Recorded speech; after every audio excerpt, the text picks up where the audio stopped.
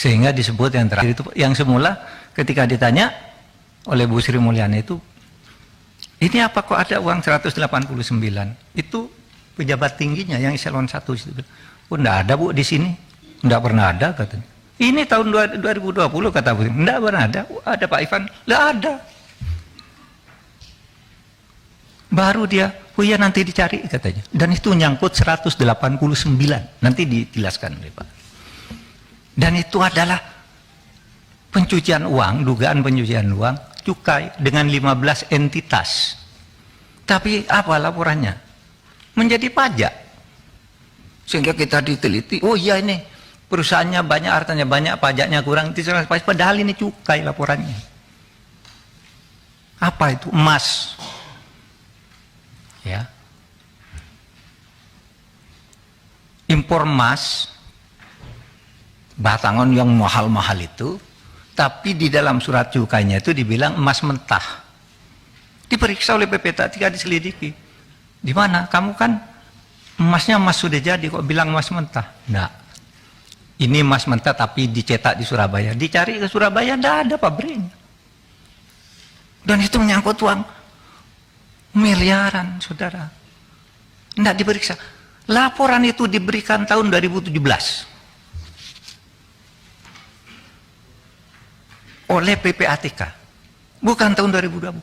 2017 diberikan, tidak pakai surat, tapi diserahkan oleh Ketua PPATK langsung kepada Kementerian Keuangan yang diwakili oleh Dirjen Bea Cukai, Irjen Kementerian Keuangan, dan 2 orang lainnya. Ini serahkan. Kenapa tidak pakai surat? Karena ini sensitif, masalah besar. 2 tahun tidak muncul, tahun 2020 dikirim lagi, tidak sampai juga ke Bu Sri Mulyani, sehingga bertanya ketika kami kasih itu. Dan yang dijelaskan yang salah, di mana salahnya nanti. Saudara, saya sangat hormat kepada Bu Sri Mulyani. Dia teman kerja saya yang baik di dalam pemberantasan korupsi. Saudara tahu BLBI 20 tahun tidak bisa ditagih karena dibebankan Kementerian Keuangan. Saya minta impres ke Presiden, sudah berhenti berdebat, saya ambil semua. Bisa itu? Teman saya dia, dalam banyak hal, IKN apa gitu. Kalau saya kagum, kalau di kabinet menerangkan masalah apapun yang paling bisa menjadi sederhana bagi dia anggaran negara. Sehingga saya percaya dia Menteri Keuangan terbaik. Tetapi akses dari bawah tidak masuk. Sehingga saya sampaikan hal sebagai berikut. Data agregat. Ya, berikutnya. Halaman berikutnya. Data agregat transaksi keuangan. Ini. Transaksi keuangan yang 349 triliun itu dibagi ke dalam 3 kelompok. 1, transaksi keuangan mencurigakan di pegawai Kementerian Keuangan. Kemarin Ibu Sri Mulyani di Komisi 11 menyebut hanya 3 triliun. Yang benar 35 triliun. Ya, nanti dia nanti Anda datang, nanti Anda ambil. Kemudian transaksi keuangan mencurigakan yang diduga melibatkan pegawai Kementerian Keuangan. Itu besarnya 53 triliun. Plus sekian. Kemudian transaksi keuangan terkait kewenangan Kementerian Keuangan sebagai penyidik tindak pidana asal dan TPU yang belum diperoleh data sebesar 260,9 triliun, sehingga jumlahnya 349 triliun fix. Nanti kita tunjukkan suratnya. Nah, ketika ditanya Bu Menterinya kaget karena tidak masuk laporannya. Karena yang menerima surat by hand itu, ya orang yang ada di situ yang bilang ke Bu Sri Mulyani, Bu, udah ada surat itu loh. Kata PPATK, ini suratnya. Baru dijelaskan tapi beda.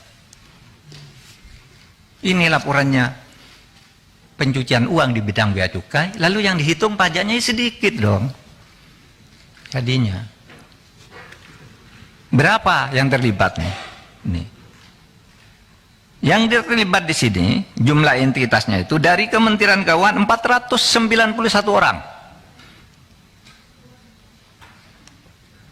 Jangan bicara Rafael misalnya. Rafael udah ditangkap, selesai loh. Di laporan ini ada jaringannya. Bukan Rafaelnya. Rafael selesai udah ditangkap itu kan pidananya, bukan tindak pidana pencucian uang. Kalau saya ketangkap korupsi, loh, istri saya, anak saya, ayah saya, apalagi perusahaan cangkang gitu. Kan banyak itu entitasnya. Nah, yang kasus 189 itu saudara adalah ya, itu untuk 15 entitas tapi hanya dikeluarkan satu entitas. Padahal di laporan kami 15 nih, ini, lalu diambil satu, ini sudah selesai pajak katanya. Nanti dicek, saudara. Ya. Jadi di situ, ya. Kenapa 200? Betul 200 yang sampai ke Kementerian Keuangan. Karena yang 100 itu disampaikan ke LH lain, tapi terkait dengan pajak dan bea cukai. Cuma langsung dikirim ke LHA. Jadi 300 yang terkait dengan itu. Di mana salahnya? Kan tinggal kita katakan ini ada yang diserahkan ke Kementerian Keuangan sebagai penyidik, ada yang langsung ke polisi, ke KPK, ke Kejaksaan Agung dan macam-macam. Itu uraiannya kan ada di situ. Ya. Yang ini jumlah LHA, yang Kementerian Keuangan 200, yang Kementerian Lembaga 1, kemudian kepada aparat penegak hukum 99, tapi itu semua terkait dengan pajak dan cukai.